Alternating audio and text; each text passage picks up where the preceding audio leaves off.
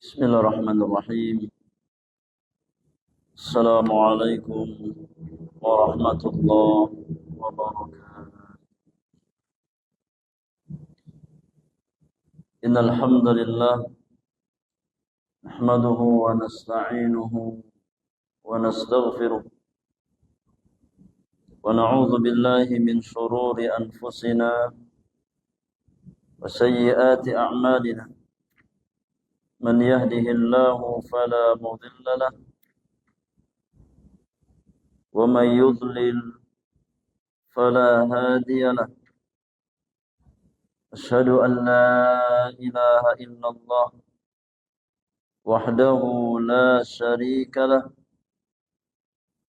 وأشهد أن محمدا عبده ورسوله لا نبي بعده. يا أيها الذين آمنوا اتقوا الله حق تقاته ولا تموتن إلا وأنتم مسلمون. يا أيها الناس اتقوا ربكم الذي خلقكم من نفس واحدة وخلق منها زوجها وبث منهما رجالا كثيرا ونساء، واتقوا الله الذي تساءلون به والأرحام إن الله كان عليكم رقيبا. يا أيها الذين آمنوا اتقوا الله وقولوا قولا سديدا يصلح لكم أعمالكم ويغفر لكم ذنوبكم، ومن يطع الله ورسوله فقد فاز فوزا عظيما. أما بعد، فإن أصدق الحديث كتاب الله عز وجل، وخير الهدي هدي نبينا محمد صلى الله عليه وسلم، وشر الأمور محدثاتها، وكل محدثة بدعة، وكل بدعة ضلالة، وكل ضلالة في النار. أما بعد، معاشر المسلمين والمسلمات، إخواني وأخواتي في الله، rahimani wa rahimakumullah ajma'in. Para jamaah sekalian, kaum muslimin dan kaum muslimat, ikhwan dan akhwat, yang semoga senantiasa dirahmati dan dimuliakan oleh Allah Subhanahu wa taala, dan senantiasa dibimbing di atas jalan-jalan keistiqamahan. Istiqamah di dalam talabul ilmi syar'i, istiqamah di dalam mengamalkan ilmu yang telah kita pelajari, istiqamah di dalam mendakwahkan kebaikan kepada manusia, dan kita senantiasa diberikan kesabaran oleh Allah Subhanahu wa taala di atas jalan ilmu, amal dan dakwah tersebut sampai kita diwafatkan oleh Allah Subhanahu wa taala di atas jalan ilmu, jalan amal, jalan dakwah. Dan mudah-mudahan Allah Subhanahu wa taala tutup kehidupan kita dalam kondisi husnul khatimah. Salawat dan salam semoga senantiasa tercurahkan kepada qudwah hasanah orang-orang beriman, Nabi kita Muhammad sallallahu alaihi wasallam, kepada keluarga beliau, kepada sahabat-sahabat beliau, dan kepada setiap umat Rasulullah sallallahu alaihi wasallam yang senantiasa berupaya meniti jalan yang telah digariskan dan diwariskan oleh Nabi yang mulia alaihi salatu wassalam sampai akhir zaman. Para jamaah yang Allah muliakan, kembali kita melanjutkan kajian rutin kita di dalam membahas kitab Umdatul Ahkam, buah karya Al-Imam Al-Hafidh Abdul Ghani bin Abdul Wahid Al-Maqdisi rahmatullahi ta'ala alaihi rahmatan wasi'atan. Pada kesempatan pagi hari ini, di hari yang ke-6 dari bulan Jumadil Akhir di tahun 1447 Hijriah, kita melanjutkan pembahasan terkait dengan Kitabuz Zakah. Pada pertemuan yang lalu telah kita sebutkan definisi zakat baik secara bahasa ataupun secara istilah syariat. Dan kita juga sebutkan beberapa hikmah ketika Allah Subhanahu wa taala mensyariatkan zakat kepada orang-orang beriman.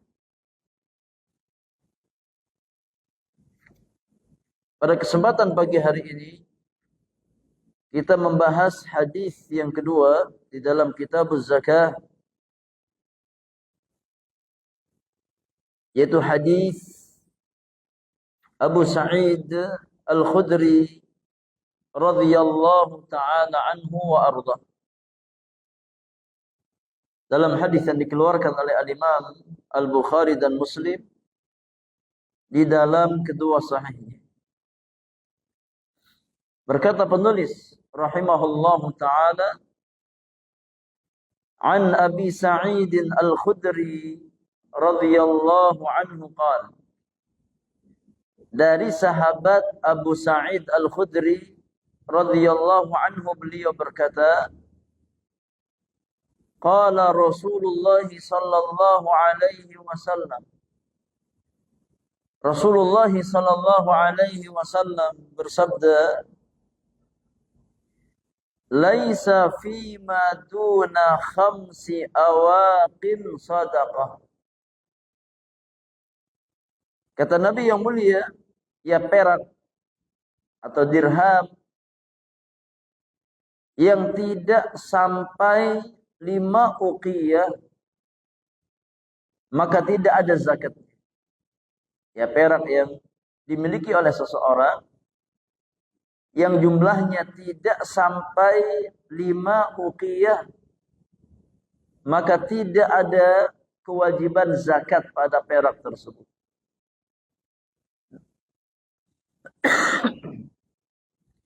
Wala fima duna khamsi dhaudin sadaqah. Demikian pula kata Nabi yang mulia, unta yang tidak sampai 5 ekor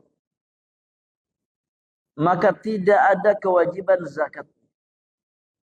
Pemilik unta yang tidak sampai 5 ekor unta yang dia miliki maka tidak ada kewajiban zakatnya. Wala fima duna khamsati awsuqin sadaqah. Demikian pula seorang petani, ketika hasil pertaniannya tidak sampai 5 wasak, maka tidak ada kewajiban zakat yang harus dia keluarkan. Di sini ada beberapa istilah-istilah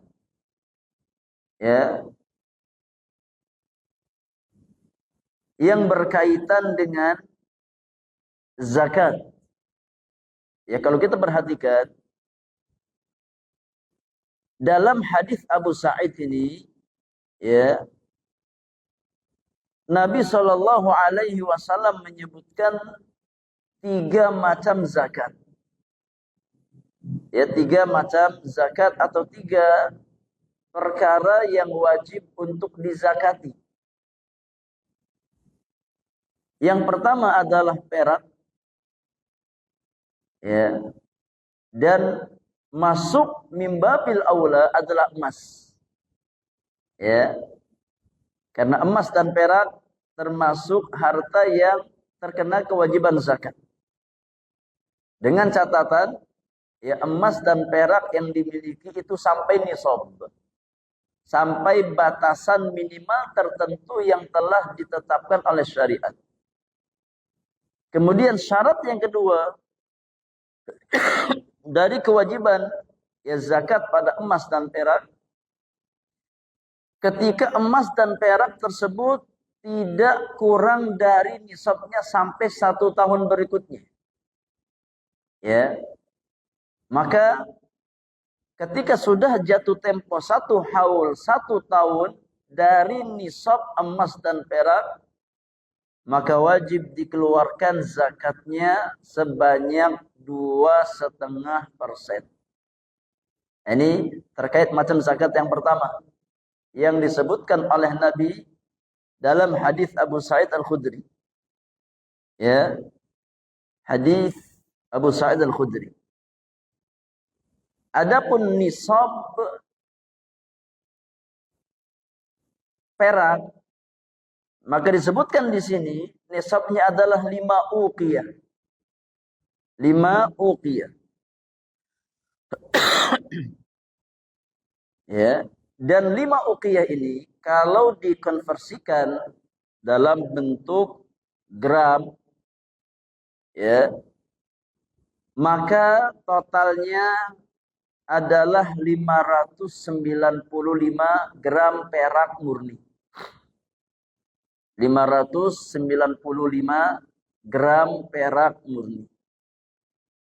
Ya, maka orang yang memiliki perak sebanyak 595 gram atau lebih dari itu dan bertahan sampai 1 tahun ke depan tidak berkurang dari nisabnya, maka wajib dikeluarkan zakatnya sebanyak 2,5%. Ya, sebanyak 2,5%. Adapun nisab emas adalah 20 mithqal atau 20 dinar. Ya, di mana 1 dinar itu nilainya 4,25 gram emas murni. 1 dinar itu nilainya 4,25 gram emas murni. Maka 20 dinar ya sama dengan 85 gram emas murni. Ini nisabnya emas. Berdasarkan hadis Ali bin Abi Thalib, di mana Nabi Shallallahu Alaihi Wasallam bersabda dalam hadis yang sahih dikeluarkan oleh Imam Abu Dawud di dalam sunannya, Nabi Shallallahu Alaihi Wasallam bersabda, "Laisa alaika syai'un hatta yakuna laka 'ishruna dinaran." Tidak ada kewajiban zakat atas harta yang kau miliki, ini berupa emas, sampai engkau punya 20 dinar. Ya, 20 dinar. Maka baru terkena kewajiban zakat mal sebanyak 2,5%. Ya. Maka nisab emas adalah 85 gram emas murni, sedangkan nisab perak adalah 595 gram perak murni. Ya, kalau kita memiliki emas 85 gram atau lebih dari itu, kemudian bertahan selama 1 tahun ke depan tidak berkurang dari nisabnya, wajib dikeluarkan zakatnya sebanyak 2,5%. Ya, demikian pula pemilik perak. Ya, orang yang punya perak, ya, minimal 595 gram atau lebih dan bertahan selama 1 tahun ke depan tidak berkurang dari nisabnya, maka wajib dikeluarkan sebanyak 2,5%. Ya, Wallahu a'lam. Dan termasuk zakat emas dan perak kata para ulama adalah zakat mata uang. Ya, zakat mata uang, rupiah, dolar atau yang lainnya, ya, maka masuk dalam kategori zakat emas dan perak. Ya, karena emas dan perak adalah alat transaksi di pada zaman dahulu. Ya, maka termasuk harta yang wajib dizakati adalah mata uang yang kita miliki di zaman sekarang, yang dijadikan sebagai alat transaksi. Ya, ketika nisabnya atau nisab harta yang kita miliki setara dengan nisab emas, 85 gram emas, ya, kemudian bertahan sampai 1 tahun ke depan tidak berkurang dari nisabnya, kita wajib mengeluarkan zakat harta yang kita miliki. Ya, Allahu a'lam. Kemudian macam zakat yang kedua yang disebutkan oleh Nabi atau yang diisyaratkan oleh Nabi pada hadis Abu Sa'id Al-Khudri terkait dengan zakat peternakan. Ya, zakat peternakan, di antaranya peternak unta. Ya. Dan di antara harta yang wajib dizakati adalah zakat peternakan. Ya, seperti ternak unta, ya ternak sapi, ya ternak kambing. Maka ada zakat yang wajib dikeluarkan berdasarkan ketetapan syariat. Jadi pembahasannya panjang. Dibahas oleh para ulama di dalam buku-buku fikih mereka. Ya. Adapun terkait dengan peternakan unta atau orang yang memiliki unta, maka nisab terkena kewajiban zakat adalah ketika seseorang memiliki 5 unta. Ya, memiliki 5 unta, maka wajib dikeluarkan zakatnya berupa seekor kambing. Ya, bukan seekor unta yang dikeluarkan, tapi seekor kambing. Ya, kalau punya yakni 5 ekor unta, maka wajib dikeluarkan zakatnya berupa seekor kambing. Ya. Ini macam zakat yang kedua. Kemudian di antara macam zakat yang diisyaratkan dalam hadis di atas, yang ketiga terkait dengan zakat pertanian. Ada zakat harta, zakat mal, emas dan perak atau mata uang. Kemudian zakat peternakan. Kemudian zakat pertanian. Di sini Nabi SAW mengisyaratkan ya tentang zakat pertanian di dalam sabda beliau, "Walaysa fi maduna khamsati awsuqin sadaqah." Hasil pertanian yang tidak sampai 5 wasak, maka tidak ada zakatnya. Ya, tidak ada zakatnya. Maka nisab zakat pertanian adalah 5 wasak. Ya, 5 wasak. Dan yang membedakan antara zakat pertanian dengan zakat mal dan zakat peternakan, ya kalau zakat mal itu pembayarannya setahun sekali. Ya, ketika sudah sampai 1 haul. Demikian pula zakat peternakan diambil setahun sekali. Ya, sedangkan zakat pertanian maka diambilnya ketika apa? Ketika panen. Ya, kalau panennya setahun 2 kali berarti 2 kali mengeluarkan zakat pertanian.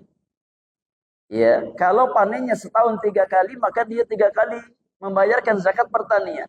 Kalau memang ya hasil panen yang didapatkan sampai batasan minimal nisab atau lebih dari itu. Kalau nggak sampai batasan nisab, maka tidak ada kewajiban mengeluarkan zakat pertanian. Ya. Dan sekali lagi nisab zakat pertanian ya adalah 5 wasak.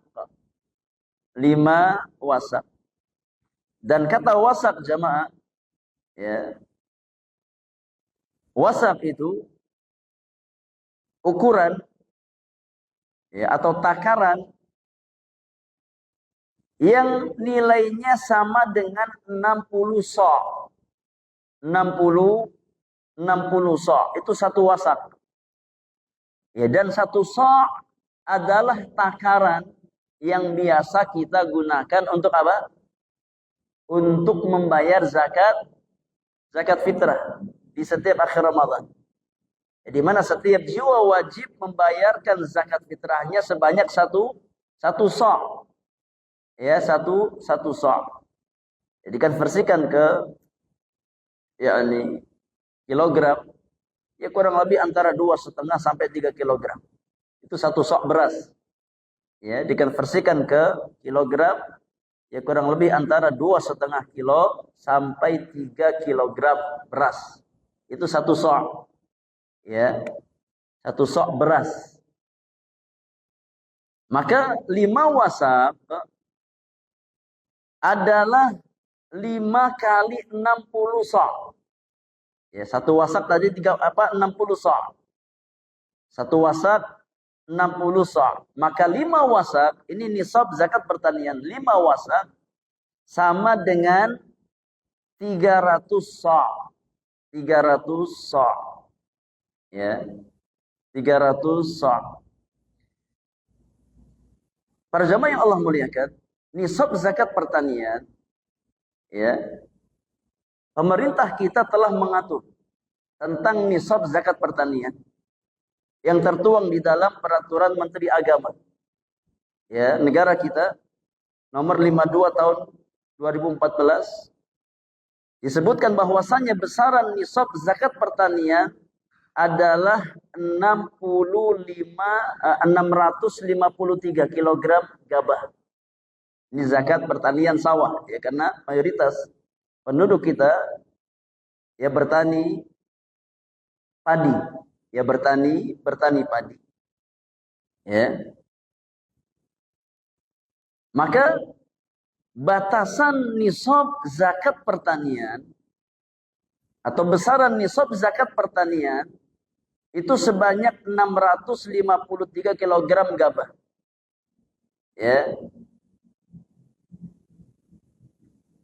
Dari mana ketemu angka 653 ini? Ya. Karena mengambil dari 5 wasak tadi.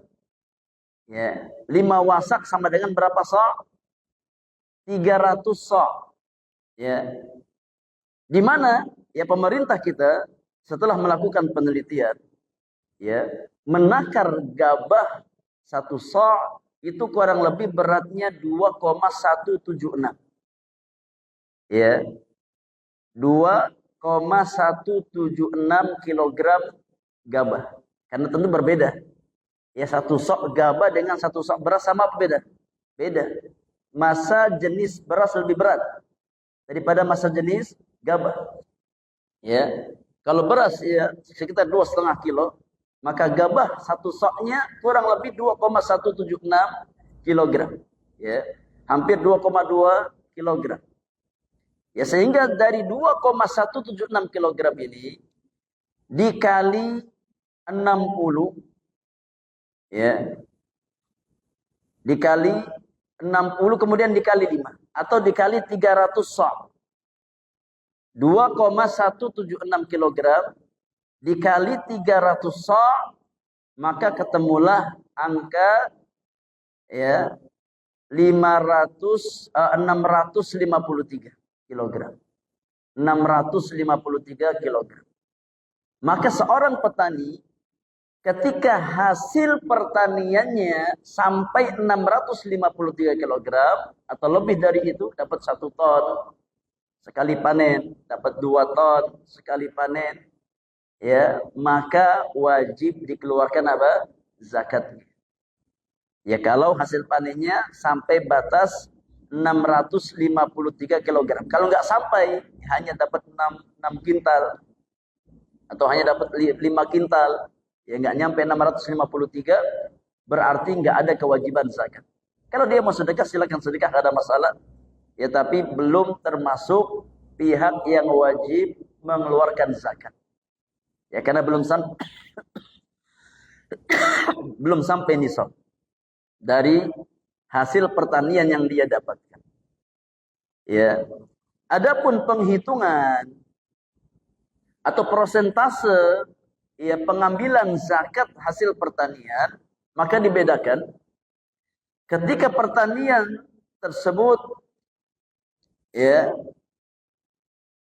diairi dengan air tada hujan, ya tanpa biaya pengairan dan yang lainnya, maka zakat yang dia keluarkan adalah 10% dari total hasil panen yang didapatkan. Ini kalau ya sawah yang dia garap adalah sawah tada hujan, ya, yang pengairannya tidak memerlukan biaya. Ya, tidak ada biaya untuk pengairan sawahnya tersebut atau biaya yang lain, maka zakatnya 10%. Adapun ketika sawah yang dikelola membutuhkan biaya untuk pengairan dan yang lainnya, maka zakat yang dikeluarkan sebanyak 5%. Ya, sebanyak 5%. Ya, maka seorang petani ketika dia menggarap sawah, ya, pengairannya butuh biaya dan yang lainnya butuh biaya. Kemudian dia mendapatkan hasil panen sebanyak 1 ton padi. Ya.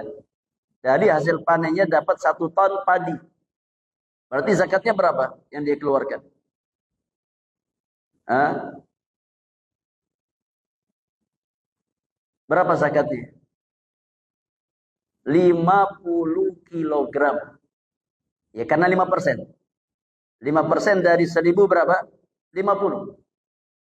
Ya, 50 kilogram ya padi dia keluarkan sebagai ya bentuk zakat yang diwajibkan oleh Allah Subhanahu wa taala. Ya. Dan ya sebagian petani, kalau kita nggak katakan sebagian besar, terkadang nggak sampai kepada mereka informasi ini tentang kewajiban zakat. Ya, sehingga ketika mereka panen saja tapi nggak mengeluarkan zakat. Ya, maka terjatuh ke dalam perkara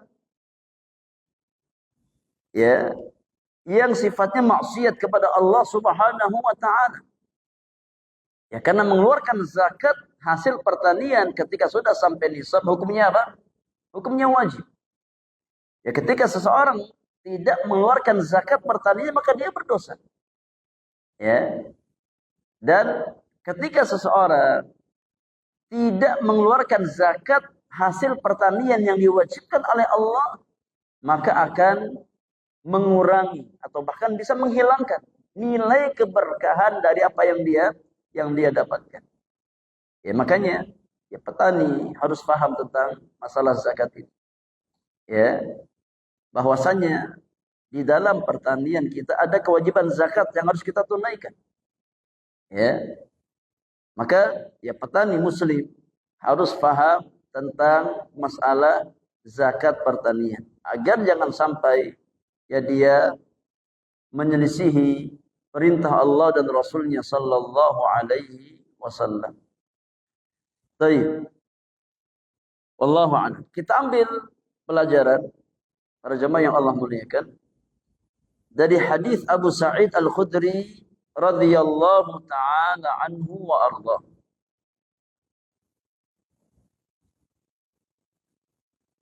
Faedah yang pertama, bahwasannya zakat harta, zakat emas dan perak, kemudian zakat peternakan, kemudian zakat pertanian, itu ada nisabnya masing-masing. Ya, zakat harta, zakat emas dan perak, zakat peternakan, zakat pertanian, ada nisabnya masing-masing. Ya, dan kewajiban zakat dalam 3 hal ini tidak diwajibkan kecuali kalau sudah memenuhi apa? Nisabnya. Ya. Maka di antara syarat wajib zakat adalah bulughun nisab. Di antara syarat wajib zakat adalah sampai batasan nisab yang telah ditetapkan oleh syariat. Ya. Adapun emas, nisabnya berapa tadi? 85 gram emas murni. Adapun perak, maka nisabnya berapa? 595 gram perak murni. Ya, adapun zakat peternakan, contohnya unta, maka nisabnya adalah 5 ekor unta. Adapun zakat pertanian, ya, ketika seseorang bertani, ya padi, ya maka nisabnya adalah 5 wasak yang sama dengan 653 kilogram gabah. Ya, maka kalau sampai nisab ini wajib dikeluarkan zakat. Faidah yang kedua, di antara faidah yang bisa kita ambil, bahwasannya besaran kewajiban zakat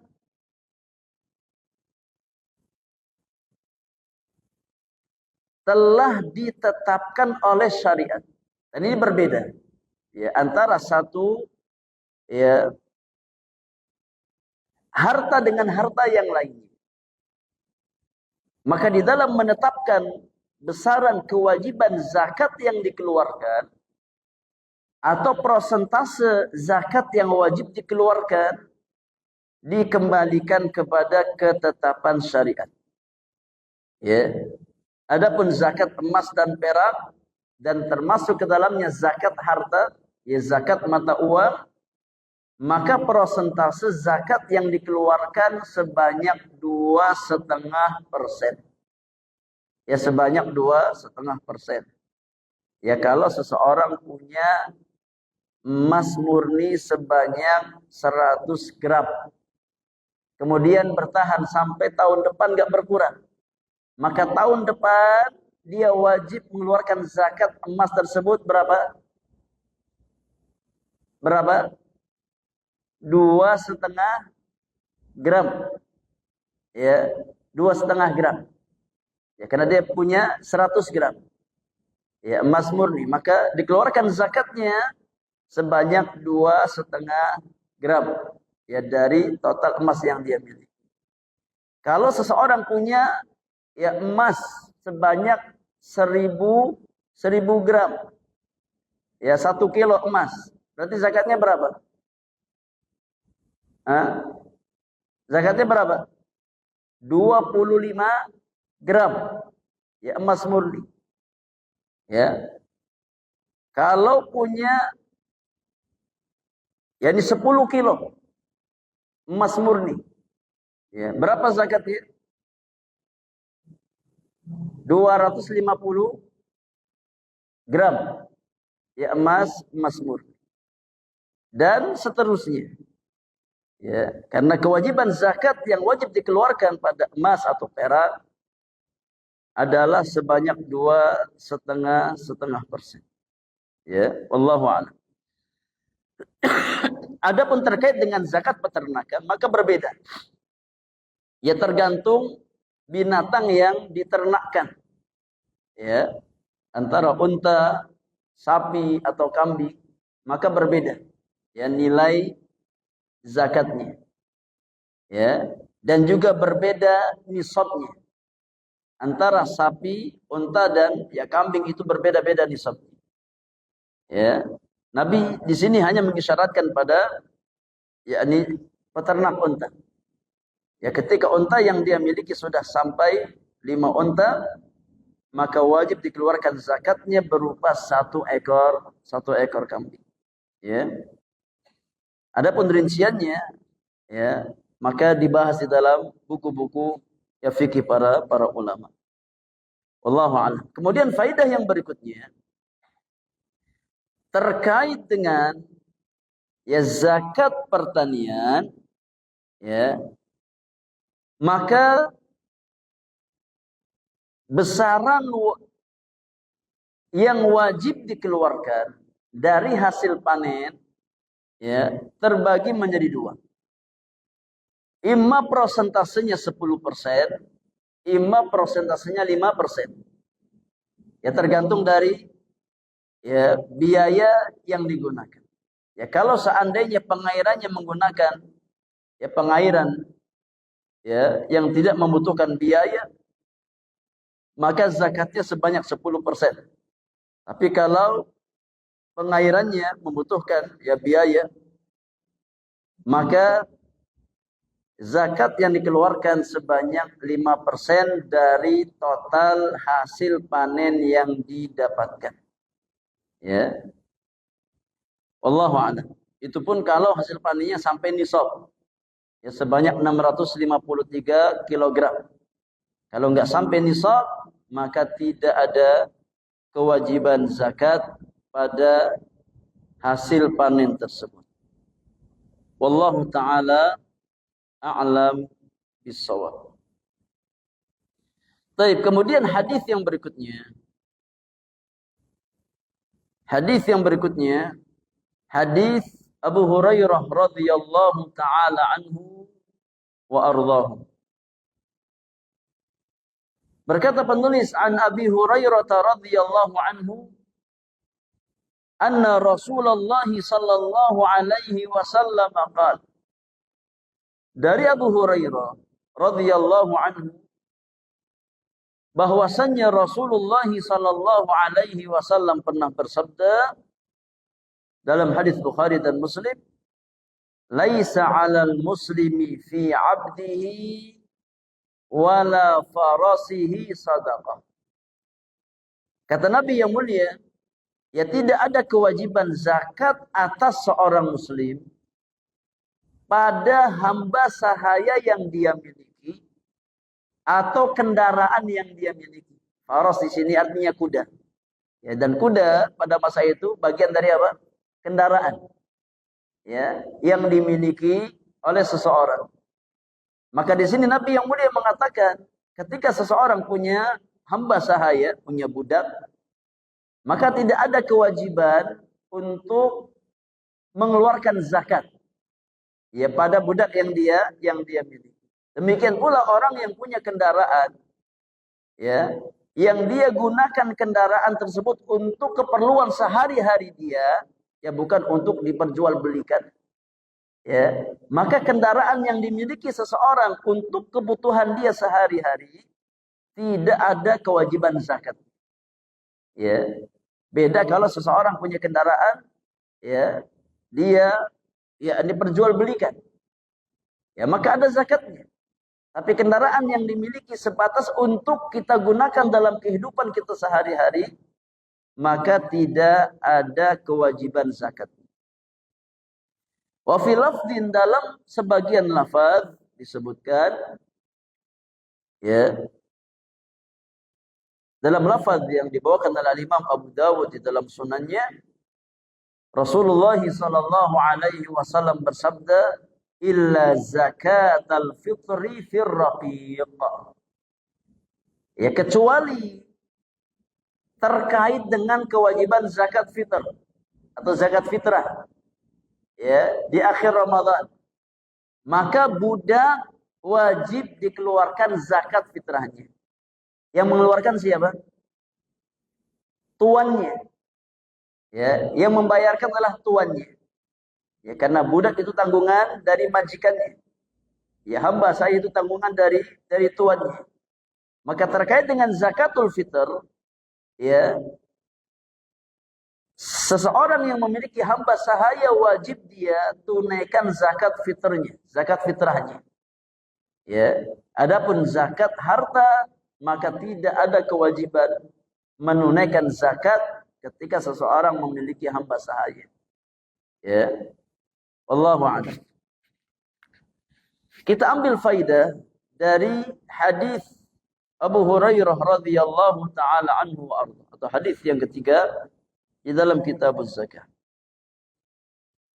Di antara faidah yang bisa kita ambil dari hadis di atas bahwasannya zakat tidak diwajibkan pada hamba sahaya ataupun kendaraan yang dimiliki oleh seseorang. Kalau dulu ada perbudakan, seseorang memiliki budak, ya, dan budak itu bagian dari harta. Ya, budak itu bagian dari harta karena budak bisa diperjualbelikan. Ya, bisa diperjualbelikan. Tapi ketika seseorang memiliki budak, punya hamba sahaya untuk berkhidmat kepada dia, ya, untuk ya bekerja dengannya, ya bukan dengan tujuan untuk diperjualbelikan, maka tidak ada zakatnya. Demikian pula kendaraan. Ya, seseorang memiliki kendaraan, ya, meskipun mungkin harganya lebih daripada nisab. Seseorang punya mobil harganya 500 juta. Sampai nisab apa enggak? Sampai nisab. Ya, tapi selama kendaraan tersebut ya dia beli dengan maksud untuk kebutuhan dia sehari-hari, maka tidak ada kewajiban zakat. Ya, meskipun secara nominal ya kendaraan kita nilainya lebih dari nisab, maka tidak ada kewajiban zakatnya. Ya, tidak ada kewajiban zakatnya. Karena memang hal-hal semacam ini kata para ulama di antara ilahnya. Kenapa Islam tidak mewajibkan ya zakat pada kendaraan kita yang kita gunakan untuk operasional kita sehari-hari? Karena harta semacam ini tidak berkembang sifatnya. Ya, tidak berkembang sifatnya. Beda dengan ya harta-harta yang investasikan. Ya memang ada perkembangan di sana nilainya. Maka terkena kewajiban zakat.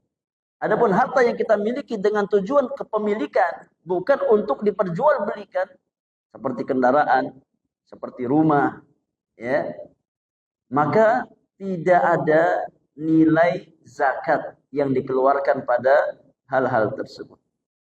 Wallahu a'lam. Faidah yang berikutnya, faidah yang kedua, di antara faidah yang bisa kita ambil dari hadis Abu Hurairah radhiyallahu taala anhu wa ardhah, bahwasanya zakatul fitri itu wajib atas setiap jiwa yang muslim.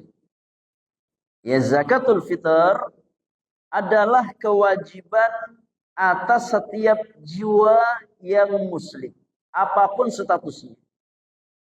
Baik dia statusnya orang merdeka ataupun seorang hamba sahaya. Ya. Baik dia ya sudah baligh ataupun belum baligh. Ya. Dari sini kata para ulama, ketika seseorang memiliki anak yang lahir di akhir Ramadan, ya, memiliki anak yang lahir di akhir Ramadan, ya, maka anak tersebut wajib untuk dibayarkan zakat fitrahnya. Ya, wajib untuk dibayarkan zakat fitrahnya. Karena kewajiban zakatul fitr terkait dengan badan. Ya, terkait dengan badan. Ketika badan itu sudah ada di akhir Ramadan, maka wajib untuk dibayarkan zakat fitrahnya. Ya, baik dia orang yang merdeka atau seorang hamba sahaya, anak kecil ataupun dewasa, ya, maka wajib untuk dibayarkan zakat fitrahnya. Wallahu a'lam. Ya. Para jamaah yang Allah muliakan, terkait dengan harta-harta yang dimiliki, ya, untuk digunakan ya secara pribadi, bukan dengan tujuan diperjualbelikan atau diinvestasikan, ya, maka ada satu pembahasan di antara para ulama terkait dengan zakatul huli, zakat perhiasan pada wanita. Ya, terkait dengan zakat perhiasan pada wanita. Apa hukum yakni zakat perhiasan? Ketika seorang wanita punya perhiasan berupa emas atau perak, ya, kemudian emas dan perak yang dia miliki itu sudah sampai nisab, ya, kira-kira wajib dizakati apa tidak? Ya, wajib dizakati apa tidak? Di sini terkait dengan zakat perhiasan, ya, kalau seandainya perhiasan yang dimiliki oleh seseorang dia miliki dengan tujuan untuk diperjualbelikan, maka nggak ada khilaf di antara para ulama akan kewajiban zakat pada perhiasan tersebut. Adapun perhiasan yang dimiliki dengan tujuan untuk digunakan secara pribadi, ya, maka ada khilaf di antara para ulama tentang status kewajiban zakat. Sebagian ulama mengatakan, ya, perhiasan yang dimiliki seorang wanita dengan tujuan untuk berhias di hadapan suaminya nggak ada zakatnya. Ya, tidak ada kewajiban zakat. Ya. Namun pendapat ya yang lebih tepat dalam masalah ini ya bahwasannya perhiasan yang dimiliki oleh seorang wanita ya ketika perhiasan tersebut berupa emas ataupun perak dan sudah sampai nisab dan berlalu 1 haul ya maka wajib untuk dikeluarkan zakatnya ya, karena ada beberapa dalil yang mengisyaratkan ya tentang kewajiban mengeluarkan zakat perhiasan ya ketika memang perhiasan tersebut ya sampai nisab ya sampai pada nisabnya maka wajib untuk dikeluarkan zakatnya sebanyak 2,5% ya meskipun dia ya gunakan untuk keperluan pribadinya ya maka tetap harus dikeluarkan zakatnya sebanyak 2,5% ya selama perhiasan yang dia miliki sampai batasan nisab kemudian ya tidak berkurang dari nisabnya sampai 1 tahun berikutnya. Adapun perhiasan yang enggak sampai nisab maka tidak ada kewajiban zakat pada perhiasan tersebut. Wallahu taala a'lam bissawab. Kemudian hadis yang berikutnya. Hadis yang berikutnya Al-Imam membawakan hadis dari jalan sahabat yang mulia Abu Hurairah radhiyallahu taala anhu wa arda. Kata penulis an Abi Hurairah radhiyallahu anhu anna Rasulullah sallallahu alaihi wasallam qala. Dari Abu Hurairah radhiyallahu taala anhu bahwasannya Rasulullah sallallahu alaihi wasallam bersabda al-ajma'u jubarun wal bi'ru jubarun wal ma'dinu jubarun wa fir rikazi al-khumsu atau al-khumusu. Kata Nabi yang mulia alaihi salatu wassalam, apa yang dirusak oleh binatang ternak ya adalah jubar.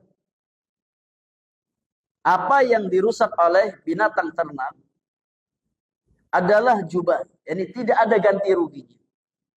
Ya, tidak ada diatnya, tidak ada ganti ruginya. Dan kerusakan akibat sumur yang digali adalah jubar. Tidak ada ganti ruginya. Tidak ada diatnya. Dan kerusakan akibat tambang, ya galian, ya tambang, adalah jubar. Ini tidak ada ganti ruginya. Dan pada rikaz, harta karun atau harta temuan, ada kewajiban 1/5 yang harus dikeluarkan. Nah, ini butuh pemahaman yang mendalam untuk kita bisa memahami hadis yang mulia ini. Ketika Nabi mengatakan al-ajma'u jubar, ya kerusakan yang disebabkan binatang ternak itu tidak ada ganti ruginya. Ini maksudnya apa? Dan bagaimana penerapannya? Ya, kerusakan yang disebabkan ya sumur itu jubar, tidak ada ganti ruginya. Maknanya apa? Bagaimana penerapannya? Kerusakan yang ditimbulkan akibat ya galian tambang, jubar, tidak ada ganti ruginya. Maksudnya apa? Ya. Dan bagaimana penerapannya? Ini harus dipahami dengan baik agar kita nggak salah paham. Ya. Agar kita tidak salah paham. Para ulama kita menjelaskan bahwasannya makna sabda Nabi yang mulia al-ajma'u jubar, kerusakan yang ditimbulkan oleh binatang ternak adalah jubar, gak ada ganti ruginya, ya, tidak ada diatnya. Maknanya ya, jika seekor binatang ternak seperti kambing, sapi, ya, atau yang lainnya merusak tanaman orang lain, merusak tanaman pihak lain, atau melukai seseorang secara tidak sengaja, ya, secara tidak sengaja di area yang bukan milik pribadi, ya, di area yang bukan milik pribadi, seperti di jalan umum, ya, atau di lahan yang tidak bertuan, ya, yakni ada kambing, ya, dia digembalakan, ya, kemudian ada orang lewat tiba-tiba nyeruduk, ya, lagi di jalan, ya, maka pemilik binatang tersebut tidak wajib membayar ganti rugi atau denda, ya, dengan catatan memang, ya, sang pemilik kambing, ya, tidak lalai di dalam menjaga kambing, ya, tidak lalai dalam menjaga kambing, ya, lagi gembala kambing di tempat umum, ya, memang, ya, siapa saja boleh akses, atau di tempat yang tidak bertuan, ya, kemudian kambing itu makan tanaman, ya, atau mencederai seseorang, ya, maka pemilik binatang tersebut tidak wajib membayarkan ganti rugi atau denda, ya.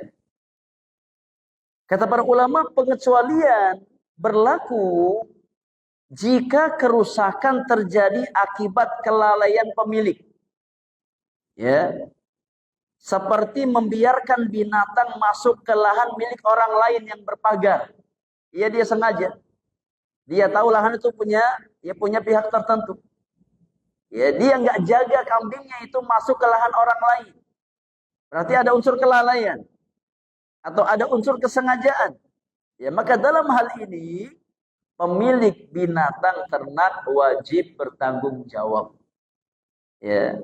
Ini makna al-ajma'u jubar, ya, makna kerusakan oleh binatang ternak tidak, ya, ini wajib ganti, ya, atau tidak ada diet, ya, selama sang pemilik binatang tersebut sudah berusaha untuk menjalankan tugasnya secara maksimal, ya, kemudian terjadi sesuatu yang diinginkan, ya, di luar kendali dia, maka tidak ada ganti ruginya, tidak ada ganti ruginya.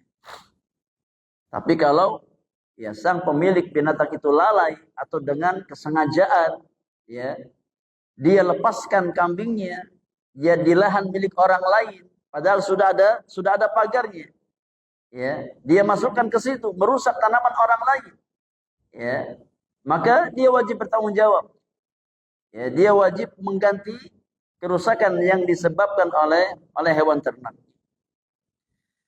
Adapun makna sabda Nabi Shallallahu Alaihi Wasallam, wal bi'ru jubar, ya, dan kerusakan akibat sumur adalah jubar, tidak ada ganti rugi, ya. Maknanya kata para ulama, jika seseorang jatuh ke dalam sumur atau lubang yang digali di tanah milik sendiri, ya, dia punya sumur, dia gali di tanah milik sendiri, ya, kemudian ada orang yang jatuh ke sumur tersebut, ya, maka tidak ada ganti rugi yang wajib dibayarkan oleh pemilik sumur tersebut, ya, karena dia gali sumur di tempat dia sendiri, ya, di lahan dia sendiri, ya, maka ketika ada orang yang terjatuh ke situ, ya, maka tidak ada kewajiban bagi sang pemilik sumur untuk, ya, membayarkan ganti rugi yang diakibatkan, ya, jatuhnya orang ke sumur tersebut, ya. Ini kalau orang yang menggali sumur di lahan dia sendiri, ya. Karena seseorang terkadang butuh sumur, ya, apalagi di zaman dulu, ya belum ada ya mesin-mesin bor, rata-rata pakai sumur, ya, bikin sumur untuk apa? Keperluan harian, ya mereka. Maka dalam kasus ketika terjadi sesuatu yang tidak diinginkan, selama sumur tersebut digali di tanah sendiri, kemudian ada pihak yang jatuh ke sumur tersebut, maka sang pemilik sumur tidak diwajibkan untuk membayar ganti rugi, ya, atas kecelakaan yang terjadi. Wallahu a'lam. Jika sumur tersebut digali di jalan umum tanpa izin ya pihak yang berwenang atau tanpa diberikan tanda-tanda ya peringatan, ya, kemudian seseorang jatuh ke dalamnya, maka penggali ya sumur tersebut wajib bertanggung jawab mengganti ya ganti rugi atas musibah yang terjadi. Ya karena dia menggali di tempat-tempat umum dan orang akses di situ tempat umum tersebut. Ya bukan lahan pribadi dia. Sudah gitu, ya dia gali tempat umum, gak ada ya pembatas, gak dikasih peringatan sehingga orang yang belum tahu kalau itu ada sumur lewat dikira gak ada sumur. Maka dalam kasus ini yang menggali galian tersebut bertanggung jawab atas kerugian yang ditimbulkan. Ya, adapun ketika dia menggali di tanah pribadi dia, ya, maka kalaupun ada hal-hal yang tidak diinginkan, maka tidak ada kewajiban untuk yang mengganti rugi. Wallahu a'lam bishawab. Adapun makna sabda Nabi yang mulia, wal ma'dinu jubarun, ya, dan tambang adalah jubar, ya, kerusakan yang diakibatkan galian ya tambang tertentu, maka tidak ada ganti ruginya. Maknanya kata para ulama, jika seseorang bekerja di area pertambangan, ya, baik di lahan pribadi ataupun lahan umum, kemudian mengalami kecelakaan, ya seperti longsor dan yang lainnya, ya, maka tidak ada kewajiban ganti rugi bagi pemilik tambang atau pemerintah. Selama yang bekerja memang sudah sepakat dengan resiko yang akan terjadi. Ya kemudian pemilik tambang ataupun pengelola tambang tersebut sudah berusaha maksimal untuk ya menerapkan sistem keamanan. Ya kemudian terjadi hal-hal yang di luar perkiraan manusia seperti longsor karena gempa bumi atau yang lainnya. Maka dalam kondisi ini ya tidak ada kewajiban ganti rugi bagi sang pemilik tambang tersebut. Ya. Dengan catatan memang sudah ada kesepakatan. Ya bukan karena paksaan. Ya, di mana dia bekerja di situ dan dia tahu resikonya dan dia ya siap mengambil resiko ya apapun yang akan dia dapatkan. Maka ketika terjadi hal-hal yang tidak diinginkan, tidak ada kewajiban mengganti rugi bagi ya sang pemilik tambang tersebut. Wallahu a'lam. Adapun makna sabda Nabi yang mulia, wa fir rikazi al-khumusu, dan pada harta rikaz, ini harta temuan. Ya, seseorang menemukan harta karun. Ya, menemukan harta karun. Maka ada kewajiban yang harus dia bayarkan sebanyak 20%. Ya, dikeluarkan zakat, disedekahkan. Ya, dari total harta temuan yang dia dapatkan. Kalau seseorang dapat rikaz, ya dapat harta karun, nilainya 1 miliar. Ya, maka yang wajib dia keluarkan dari harta karun tersebut sebanyak 200 juta. Dikeluarkan. Ya. Itu makna wa fir rikazi al-khumus. Di dalam rikaz ya ada 1/5 ya yang wajib dikeluarkan. Ya ketika seseorang nemu harta karun ya di tanah tidak bertuan, zakatnya sebanyak 20% atau 1/5 harta yang dia dapatkan. Nah, wallahu a'lam. Para jemaah yang Allah muliakan, ini hadis Abu Hurairah ini secara umum terkait dengan prinsip-prinsip hukum di dalam Islam. Ya, yakni terkait dengan pertanggungjawaban atas kerusakan yang tidak disengaja. Ya. Atas kerusakan yang tidak disengaja. Hukum asalnya ya, kerusakan yang ditimbulkan bukan karena unsur kesengajaan, bukan karena unsur kelalaian, maka tidak ada diat, tidak ada dendanya. Seperti pemilik ya ternak, ya seperti pemilik sumur, seperti pemilik ya tambak. Ya selama dia tidak ada niatan ya, untuk memudaratkan pihak lain dan tidak ada unsur kelalaian, ya, maka tidak ada kewajiban untuk mengganti rugi atas musibah yang terjadi. Kecuali kalau ada unsur kesengajaan, ada unsur niat, ya, atau ada unsur kelalaian, ya, maka hukumnya berbeda. Selama seseorang, ya, berusaha untuk menjalankan tugas sebagaimana mestinya, ya, maka kerusakan yang ditimbulkan bukan karena unsur kesengajaan tidak mewajibkan seseorang untuk yang melakukan ganti rugi. Wallahu a'lam. Kita ambil pelajaran dari hadis Abu Hurairah radhiyallahu taala anhu wa ardha. Di antara faidah yang bisa kita ambil dari hadis ini, yang pertama, tidak ada kewajiban dhaman atau ganti rugi yang diakibatkan ya, binatang ternak selama pemilik binatang tersebut menjalankan tugasnya ya secara wajar, secara wajar. Ya kalau seandainya ada hal-hal yang dirusak oleh binatang ternak tersebut di luar ya kesanggupan dia, di luar kemampuan dia, maka tidak ada diat, tidak ada ya kewajiban mengganti rugi selama sang pemilik atau ya yang menjaga binatang tersebut sudah menjalankan tugasnya secara maksimal, secara optimal. Ya. Demikian pula tidak ada kewajiban dhaman, ganti rugi.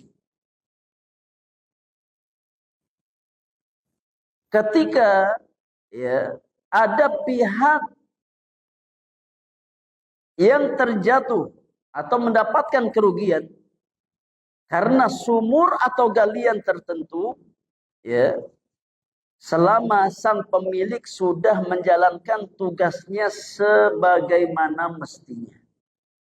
Ya, dia gali sumur di tanah dia sendiri, bukan tanah milik orang lain.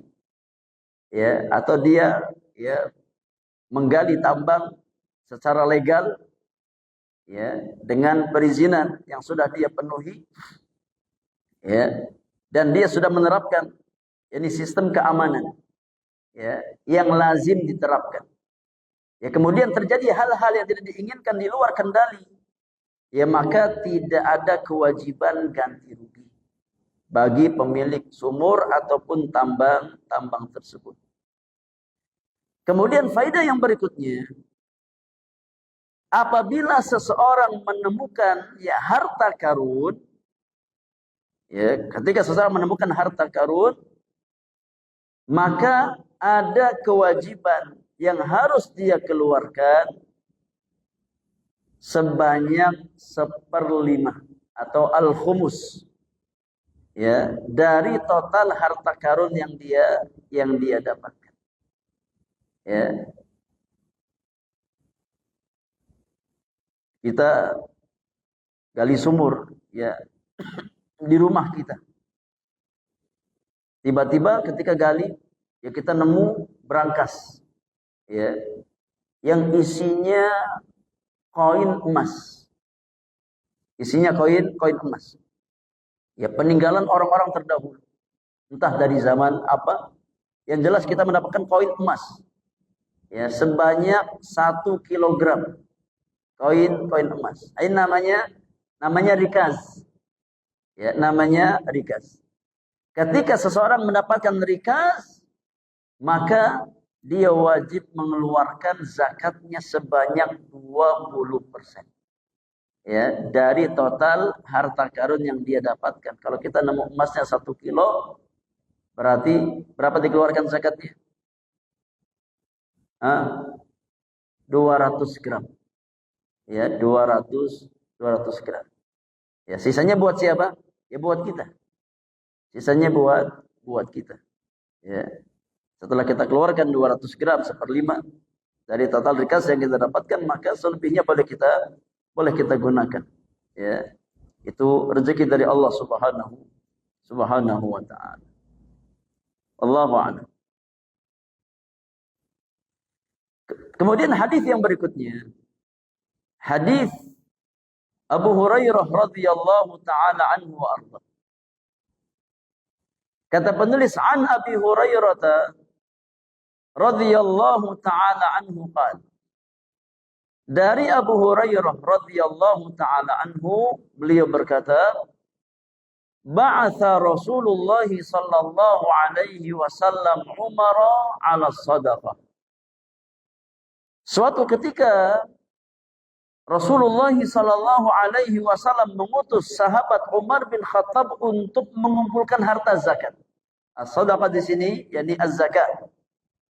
Ya, suatu ketika Nabi sallallahu alaihi wasallam mengutus sahabat Umar bin Khattab untuk mengumpulkan harta zakat kaum muslimin. Faqila, maka dikatakan,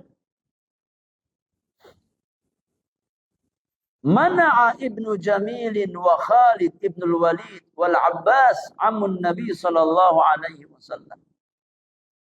Yakni dilaporkan kepada Nabi sallallahu alaihi wasallam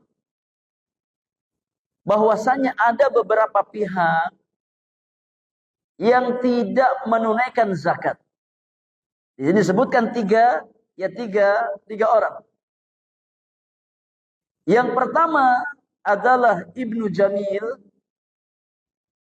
Yang kedua adalah Khalid Ibn al-Walid. Yang ketiga adalah Al-Abbas bin Abdul Muttalib, paman Nabi sallallahu alaihi wasallam. Dikatakan bahwasanya tiga pihak ini di antara pihak yang enggan untuk membayarkan zakat. Ya. Enggan untuk menunaikan zakatnya. Ibnu Jamil, kemudian Khalid bin Walid, kemudian Al-Abbas bin Abdul Muttalib, paman Nabi sallallahu alaihi wasallam. Maka ketika di cross check, ternyata tiga orang ini kondisinya berbeda. Ya. Tiga orang ini ya, kondisinya memang berbeda. Maka Nabi sallallahu alaihi wasallam bersabda, "Ma yanqimu Ibnu Jamilin illa an kana faqiran fa aghnahu Allah taala." Adapun orang yang pertama, pihak yang pertama yang bernama Ibnu Jamil, maka dia tidaklah mengingkari kewajiban zakat, ya, kecuali karena dia jadi orang kaya setelah sebelumnya dia orang fakir, yakni bakhil dengan hartanya. Ya, dulu dia miskin, kemudian Allah berikan kekayaan pada dirinya, Allah berikan kecukupan pada dirinya, kemudian nggak mau bayarkan zakat hartanya. Ya, karena terkalahkan oleh sifat bakhil pada dirinya. Cinta pada hartanya, sampai ya enggan untuk menunaikan zakat harta yang dia miliki. Kata Nabi yang mulia, amma Khalid fa innakum tazlimuna Khalidan. Adapun Khalid, ya, Ibnu Walid, dia seorang mukmin yang baik. Ya. Kata Nabi yang mulia, adapun Khalid, sesungguhnya kalian telah menzalimi Khalid. Ya. Faqad ihtabasa adra'ahu wa atadahu fi sabilillah. Khalid ini bukan orang yang wajib bayar zakat. Ya. Kenapa?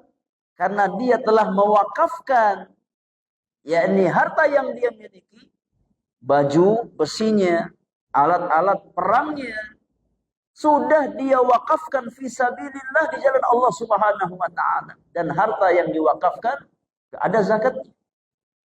Ya. Maka kalau Khalid gak bayar zakat, itu wajar. Karena apa yang dia miliki, harta yang dia miliki sudah dia wakafkan fi sabilillah. Ya baju perangnya, kemudian ya alat-alat perangnya, ya dia wakafkan di jalan Allah Subhanahu wa taala. Ya, maka Khalid ketika tidak membayar zakat wajar, karena dia bukan termasuk orang yang wajib membayar zakat. Ya, karena harta yang dimiliki dia wakafkan di jalan Allah Subhanahu wa taala, dan harta wakaf tidak terkena kewajiban zakat. Wa ammal Abbas, adapun pihak yang ketiga, yakni Al-Abbas bin Abdul Muttalib, paman Nabi sallallahu alaihi wasallam, fahiya alayya wa mithluha. Ya, maka Al-Abbas, ya, dia sudah tunaikan zakatnya kepadaku, bahkan ya 2 kali lipat dia bayarkan zakat. Yani untuk 2 tahun dia sudah bayarkan zakat. Ini di antara makna sabda Nabi yang mulia, wa ammal Abbas fahiya alayya wa mithluha. Adapun Al-Abbas, maka zakatnya ya sudah diberikan kepadaku. Aku sudah menerima zakatnya Abbas, bahkan dia bayarkan ya sebanyak 2 kali. Ya, dia bayarkan untuk 2 tahun sekaligus. Ya zakat ya harta tersebut. Tsumma qala, kemudian Nabi sallallahu alaihi wasallam bersabda, ya Umar, wahai Umar, ama alimta anna ammar rajuli sinu abihi. Wahai Umar, tidakkah engkau tahu bahwasanya paman seseorang itu sangat mirip dengan bapaknya? Ya. Paman seseorang itu sangat mirip dengan bapaknya. Karena memang paman itu siapa? Saudaranya bapak. Ya. Paman itu saudaranya bapak. Ya. Bapak kita punya kakak, itu paman kita. Bapak kita punya adik, laki-laki, itu paman kita. Kata Nabi yang mulia, ama alimta ya Umar, tidakkah engkau tahu wahai Umar, bahwasannya paman seseorang itu ya sangat mirip dengan bapaknya sendiri. Ya. Wallahu a'lam. Di sini para ulama ada 2 penafsiran. Ya, penafsiran yang pertama, bahwasannya Nabi Shallallahu Alaihi Wasallam menanggung zakatnya paman beliau Al-Abbas. Nabi yang membayarkan zakat. Ya. Bahkan Nabi tambahkan lagi, ya, 2 kali lipat dari kewajiban zakat yang harus dikeluarkan. Ya, karena mengingat Abbas adalah pamannya Nabi Shallallahu Alaihi Wasallam, maka beliau perlakukan sebagaimana ayah beliau. Ya, penafsiran yang kedua, sebagaimana kita jelaskan di awal, bahwasanya Al-Abbas sudah menunaikan kewajiban zakatnya ya kepada Nabi sallallahu alaihi wasallam, ya. Bahkan beliau ya tunaikan untuk 2 tahun, dibayarkan dalam 1 waktu, sebagaimana ditunjukkan oleh riwayat yang lain, namun sanadnya dhaif, tapi dijadikan sebagai syahid dari Ibnu Mas'ud radhiyallahu anhu, anna Nabiy sallallahu alaihi wasallam ta'ajjala min al-Abbas sadaqatahu sanatain. Bahwasanya Nabi sallallahu alaihi wasallam ya minta kepada Abbas untuk menunaikan zakat hartanya ya sebanyak 2 tahun, ditunaikan dalam 1 waktu. Ya, karena mungkin ada hajat, ada keperluan. Maka Nabi minta kepada Al-Abbas bin Abdul Muttalib untuk menunaikan zakat hartanya ya dalam satu waktu untuk dua tahun. Nah, ini disebutkan dalam Sunan At-Tirmidzi dari hadis Ali bin Abi Thalib radhiyallahu taala anhu, ya, dan dihasankan oleh Syekh Al-Albani rahimahullahu taala, meskipun sebagian ulama yang lain mendhaifkannya. Ya. Ini mengisyaratkan akan, ya, makna bahwasannya Al-Abbas fahiya alayya wa mithluha, beliau sudah membayarkan zakatnya kepada Nabi sallallahu alaihi wasallam bahkan untuk dua tahun sekaligus. Ya, maka, ya, tidak ada kesalahan pada Al-Abbas bin Abdul Muttalib, ya, ketika dia ditagih kemudian enggak membayarkan karena sudah dibayarkan zakat. Sebagaimana Khalid bin Walid ketika ditagih enggak membayarkan zakat karena harta yang dia miliki, ya, dia jadikan sebagai wakaf di jalan Allah Subhanahu wa taala. Adapun pihak yang pertama yang bernama Ibnu Jamil itu yang tercela. Ya, ketika dia diberikan kekayaan oleh Allah Subhanahu wa taala, ya, termasuk orang yang wajib membayar zakat, ternyata dia menahan zakat hartanya. Maka ini yang tercela. Ya. Allahu a'lam. Baik, kita ambil faidah dari hadis Abu Hurairah radhiyallahu taala anhu wa arda. Di antara faidah yang bisa kita ambil, yang pertama adalah masyru'iyatu ba'thil imami su'ata li jibayati zakat. Disyariatkan bagi seorang imam, seorang pemimpin untuk mengutus wakil, ya, untuk mengutus wakil mengumpulkan zakat-zakat kaum muslimin. Ya, hendaknya seorang pemimpin, seorang imam, ya, menugaskan, ya, pihak-pihak tertentu untuk mengumpulkan zakat-zakat harta kaum muslimin. Karena, ya, di dalam harta-harta mereka ada kewajiban zakat yang harus dikeluarkan. Ya. Dan ini, ya, bagian dari, ya, hukum Islam. Allahu a'lam. Kemudian faidah yang kedua, di antara faidah yang bisa kita ambil dari hadis Abu Hurairah adalah tercelanya kebakhilan di dalam Islam. Ya, tercelanya sifat bakhil di dalam Islam. Dan di antara bentuk bakhil yang paling tercela adalah bakhil di dalam menunaikan zakat harta yang dimiliki. Ini kebakhilan yang sangat tercela dan hukumnya haram. Ya. Karena dia bakhil terkait dengan kewajiban yang harusnya dia tunaikan. Ya. Dan dosa besar hukumnya. Ya. Sebagaimana kita jelaskan di pertemuan yang lalu, bahwasanya orang-orang yang menimbun harta emas dan perak kemudian tidak dia tunaikan kewajiban zakatnya, maka emas dan perak tersebut akan dijadikan lempengan di hari kiamat nanti. Dipanaskan di api neraka, kemudian dijadikan sebagai setrikaan untuk menyetrika orang-orang yang tidak menunaikan zakat harta yang dia miliki. Ya, maka kebakhilan akan membinasakan seseorang di dunia dan akhirat.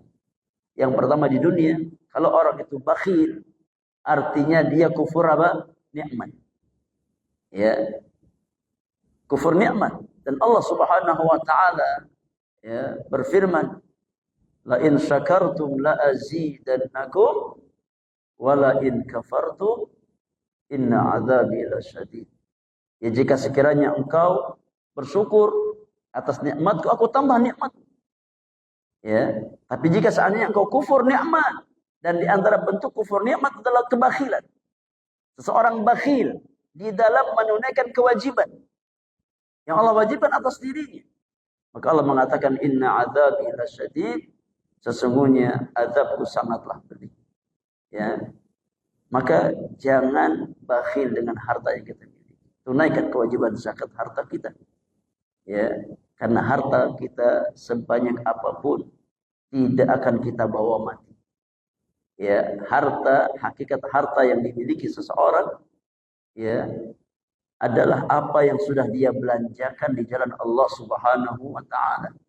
Selebihnya harta yang kita tumpuk akan menjadi warisan ya untuk anak keturunan kita.